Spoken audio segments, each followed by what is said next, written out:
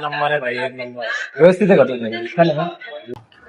जय शिवराय भावांनो, आपलं सर्वांचं आपल्या नवीन ब्लॉग मध्ये स्वागत आहे. सकाळी लवकर उठलो आज आणि फ्रेश वगैरे झालो. खाली जाऊन नाश्ता वगैरे पण करून आलो भावांनो.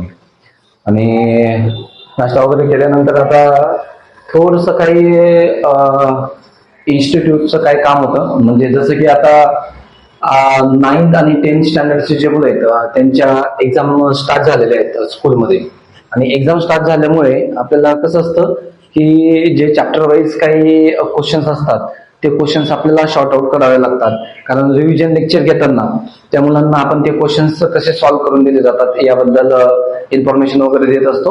सो त्याच्यामुळे काही क्वेश्चन्स मी शॉर्ट आउट वगैरे करत होतो. आता ते काम पण झालेलं आहे आपलं पूर्णपणे. आणि आपल्याला ह्या गोष्टी कराव्याच लागतात. एक शिक्षक असल्यानंतर कसं असतं, विद्यार्थ्यांना कोणत्या टॉपिक मधनं जास्त मार्क्स येणार आहेत, कोणते टॉपिक आपल्याला कमी मार्क्स आहेत, या गोष्टींचं प्रॉपर आपल्याला नियोजन करूनच विद्यार्थ्यांपुढे जावं लागतं. कारण रिव्हिजन लेक्चरमध्ये अनेक गोष्टी आपल्याला विद्यार्थ्यांना क्लिअर करून द्याव्या लागतात. आणि भावना सकाळी नाश्ता करण्यासाठी बाहेर गेलेलो होतो. माझा एक फ्रेंड आहे, त्याने मला विचारलं की मी इन्स्टाला रील्स वगैरे अपलोड करतो, पण युट्यूबला ब्लॉगिंग करण्यासाठी माझ्याकडे वेळच नाहीये. मी थोडासा विचार केला आणि त्याला सांगितलं, ब्लॉगिंग आपल्याला दिवसभर नाही करायची आहे, दिवसभर नाही करायची ब्लॉगिंग आपल्याला. जसं की मी सकाळी उठलो, नाश्ता वगैरे केला, त्यानंतर नाश्ता केल्यानंतर जे काही माझे काही थोडेफार किरकोळ काम होते ते कामं वगैरे मी कम्प्लीट केलेत.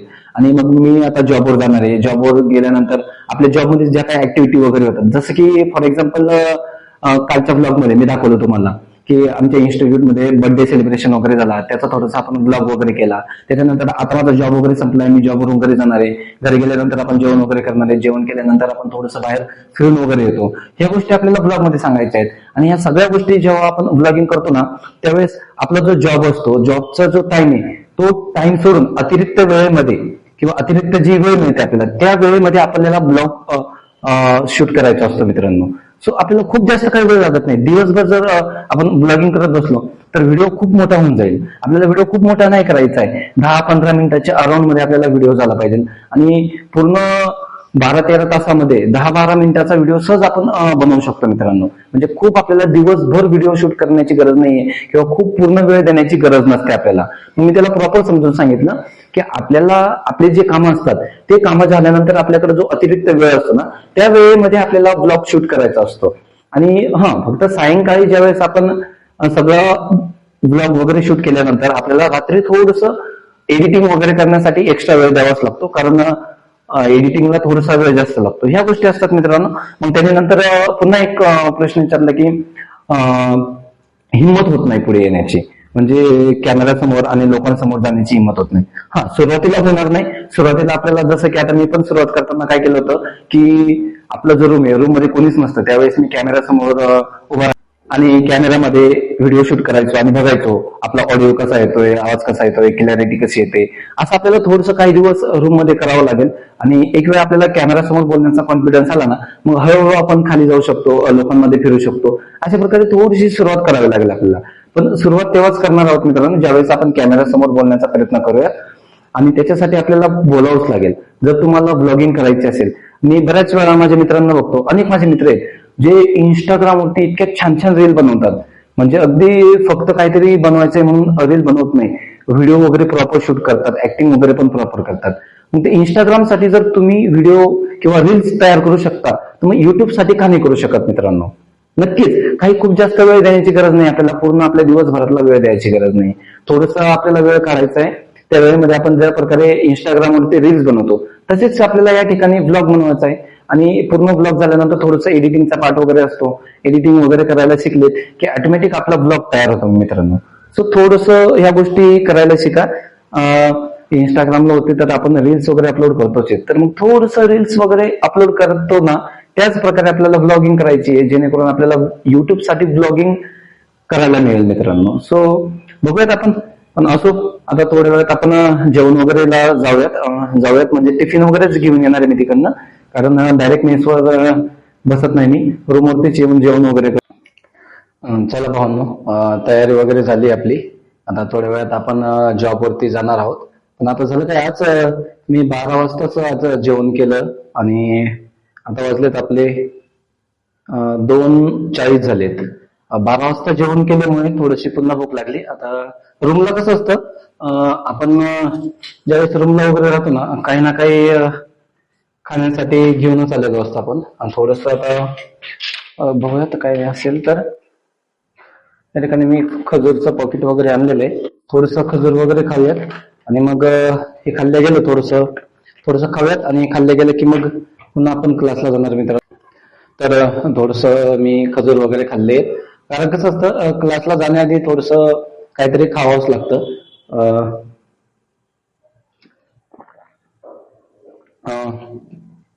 कारण 3 वाजता जर गेलो होता तर डायरेक्ट 9 वाजता जॉब सुटेल.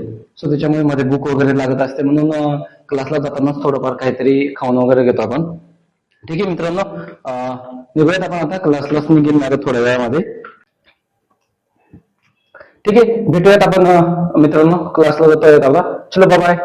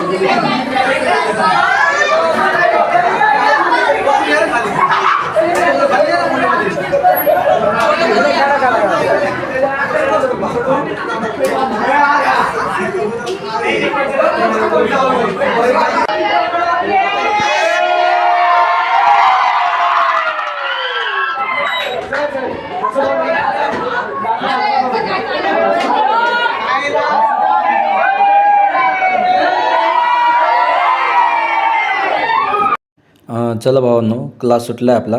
गाडीमध्ये पेट्रोल वगैरे नव्हते म्हणून पेट्रोल भरण्यासाठी आलो आहे. पण बघू शकता तुम्ही, भरपूर गर्दी इथं पेट्रोल भरण्यासाठी. 9:30 वाजले तरीसुद्धा भरपूर प्रमाणामध्ये इथं गर्दी दिसते.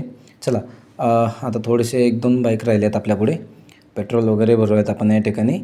या 2 बाईक वगैरे झाल्या की मग आपला नंबर येईल. आता आपण पेट्रोल वगैरे भरूयात. बघू शकता तुम्ही, आता आपलाच नंबर लागणार आहे. एक बाईक आहे पुढे आपल्या पुढे. त्या बाईकमध्ये पेट्रोल भरलं की मग आपण पण भरूयात पेट्रोल वगैरे.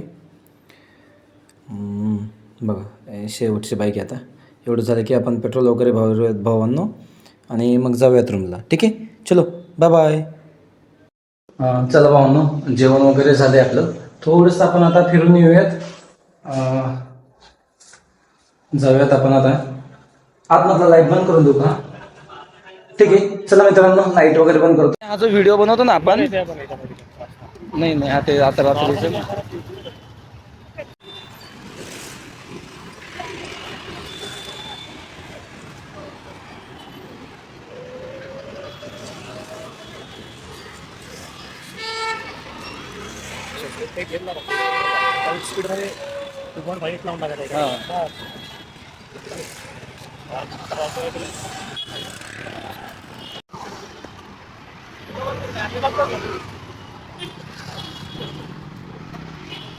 भावांनो, जेवण झाल्यानंतर थोडंसं बाहेर फिरण्यासाठी वगैरे येतो आपण.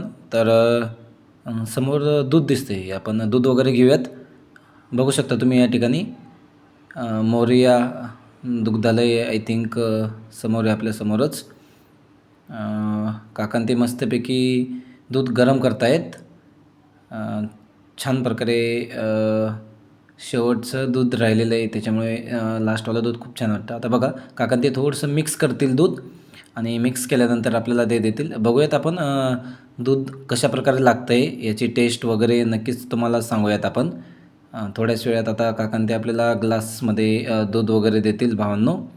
ठीक आहे, चलो घेऊयात आपण दूध. या भावांनो, दूध वगैरे घेऊयात आपण. चेस नंबर आहे भाई, एक नंबर व्यवस्थित आहे का तुम्ही? चालेल ना, फिरलं नाही का? नको बोलू छान आहे.